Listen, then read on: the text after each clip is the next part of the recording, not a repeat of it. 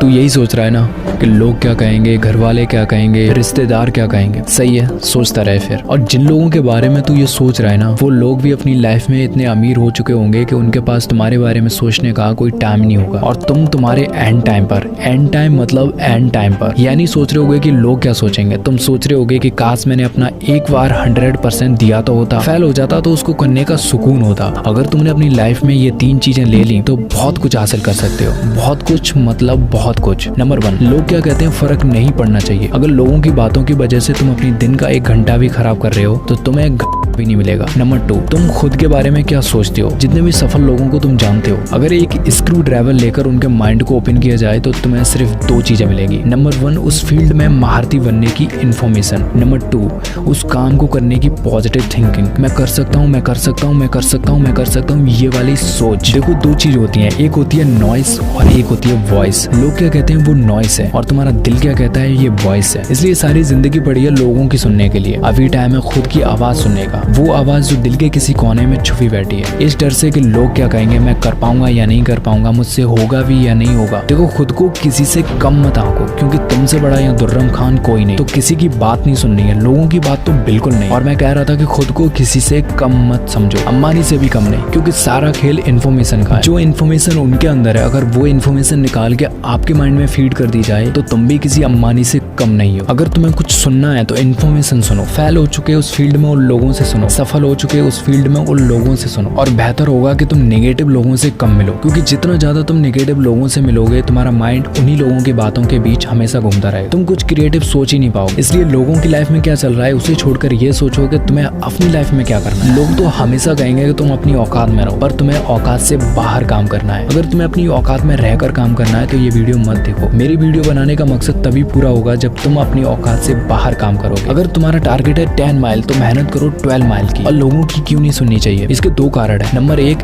देखो कोई नहीं चाहता है कि तुम किसी से आगे निकलो। नंबर 2, लोगों को नहीं पता है कि तुम्हारी पावर क्या है, तुम्हें कितना दूर जाना है, तुम्हारा लक्ष्य क्या है। इसलिए वो तुम्हें सजेशन देंगे अपने पास्ट को देखकर, लेकिन तुम्हें अपना डिसीजन लेना है अपने फ्यूचर को देखकर। इस वीडियो के 2 रूल याद रखना। रूल नंबर 1, लोगों की बात मत सुनना। और रूल नंबर 2, रूल नंबर 1 हमेशा याद रखना। मैं